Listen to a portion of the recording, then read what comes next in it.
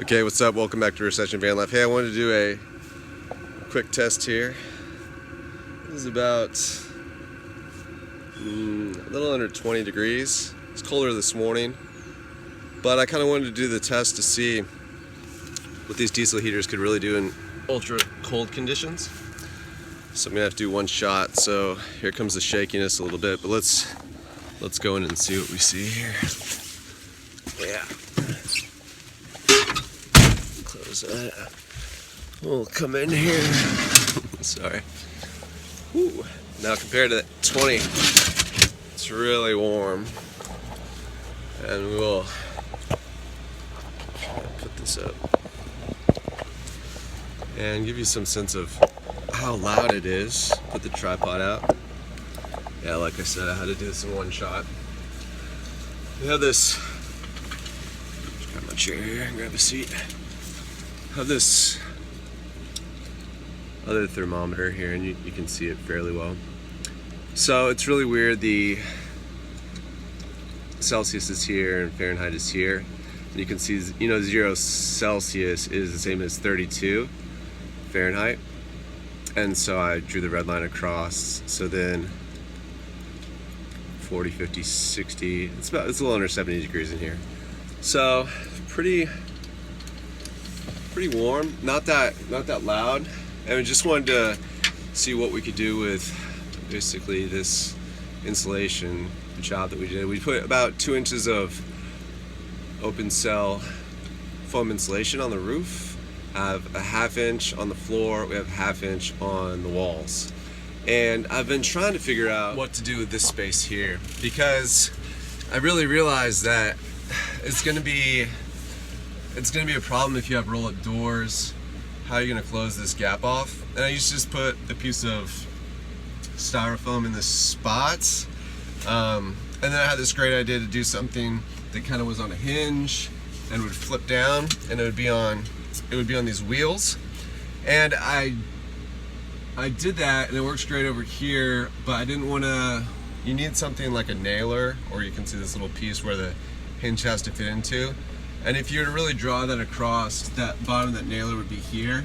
I give up about 1 inch of my door height, and I need all that inch. Actually, I just slightly have to duck when going out there. So I didn't want to give up another inch of that.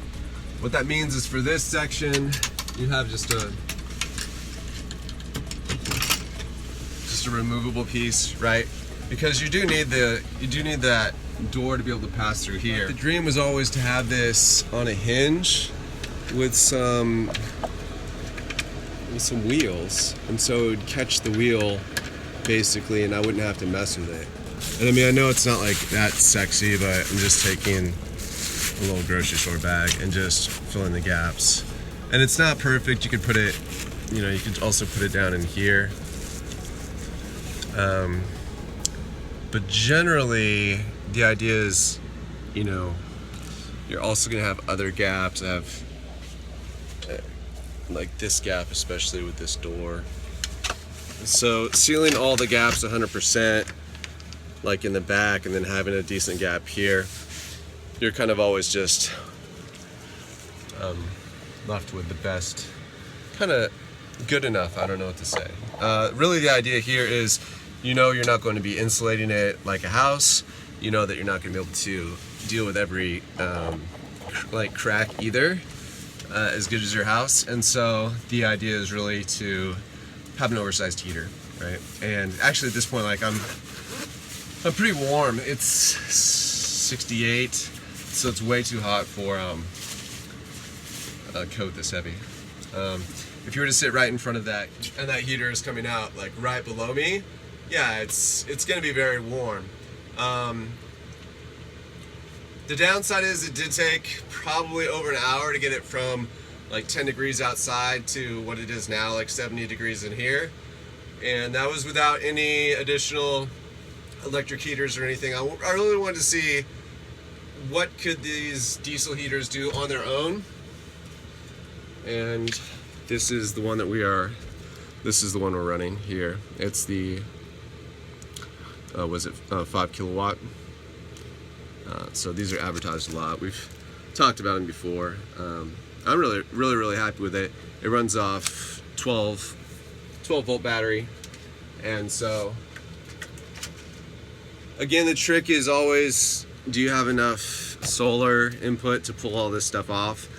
But really, those heaters have very small pull once you get them going. It's really, the biggest is at the startup, and then after that it just seems to just barely use any electricity at all. Yeah, so in closing, I mean, if you're working construction or you're trying to do full van life, I think 10 degrees, no problem. 0 degrees might be a little tricky, and below zero. I mean, we had temperatures like that recently, and you know, it's pretty tough. Anything under zero, like, it's not fun, you know, your fingers, your toes, all that jazz. So you want to stay nice and toasty, and I think if you were doing the option where you're staying with a friend, for the most part you wouldn't have to put a huge load on their electrical bill or do a lot of recompensation for the expenses that maybe you drive up.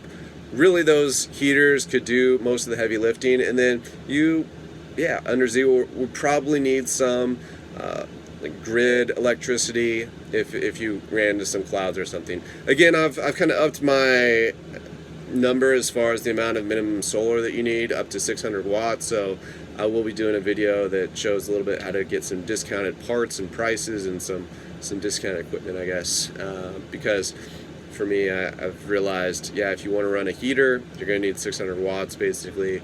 If you want to run an air conditioner, you're going to need 500 watts probably. So the other nice thing about that little addition that I put in that top, really cuts down on the noise from the garage if you put the heater in the garage. Now, again, I would say, as a comment that I made before, probably best to do barn doors. Find a truck or a vehicle that has barn doors rather than the roll-up. That way you wouldn't have so much issue with needing this big, huge door to pass along the ceiling, right, of your vehicle. That's not something I think most people would really think about, and most of these vehicles do come with roll-up doors. So there's just another tip to reiterate. I'm pretty happy. It's nice and warm. It's quiet. I like it. I'm really happy. So, well, best to everybody. Stay warm this winter. We'll talk to you later. Thanks. Bye.